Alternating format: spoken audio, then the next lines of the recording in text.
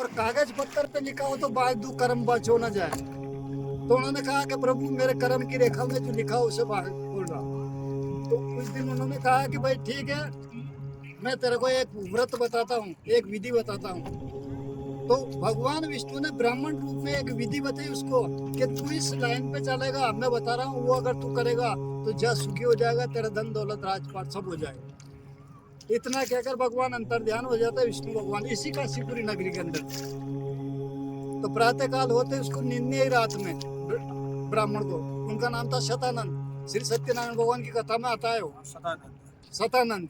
शतानंद को नींद नहीं आई और प्रातः काल हो गया। प्रातः काल होते उसने कहा कि आज जो भी धन प्राप्त होगा, जो भी भिक्षा में धन आएगा, उससे मैं सामग्री लाकर संसार की भगवान श्री विष्णु भगवान सत्यनारायण की कथा करूंगा।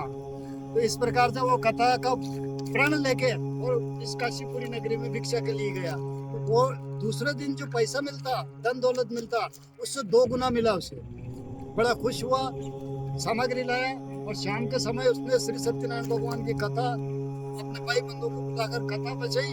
और उन्होंने जो गुप्त रूप से जो भक्ति करते हैं ना, भक्ति जिसे कहते हैं, आज तो सब पूजा कर रहे हैं लेकिन भक्ति करते हैं, वो भक्ति करी। भगवान की ऐसी मेहरबानी हुई, सतानंद महाराज धन दौलत राजपाट सब हो गया और इसी जन्म में उसको पुत्र की प्राप्ति हुई। उसी दिन से इस काशीपुरी नगरी में से सबसे पहले सत्यनारायण भगवान की कथा यहाँ से स्टार्ट हुई, इसलिए इसका नाम काशी रखा गया।